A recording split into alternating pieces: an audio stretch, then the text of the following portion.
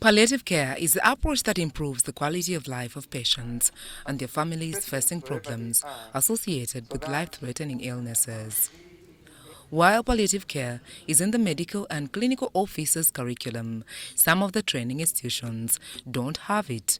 That we are 41 million, get the 1%. We are talking about 400,000 something people who should benefit from the palliative care services. The Ministry of Health has come out clear to say that only 11% of those people who are in need are receiving this service. Why? Because the service points are still few. We still have the hospices which are supposed to support the country, only 13 for the whole country. They can't support the entire country.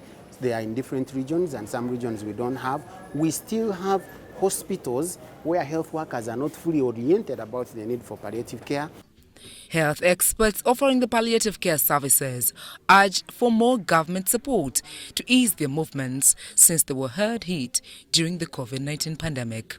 Much more now is that we want to see palliative care taken from the facility to the community. COVID-19 taught us that we need to do two things.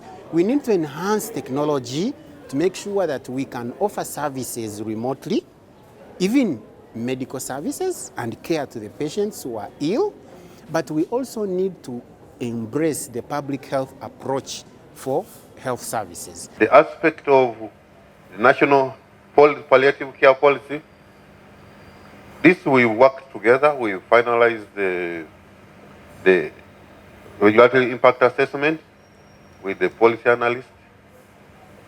I think we've done costing because that's the requirement for the certificate of financial implications, and then it will be submitted to cabinet for them to, before it's taken to parliament.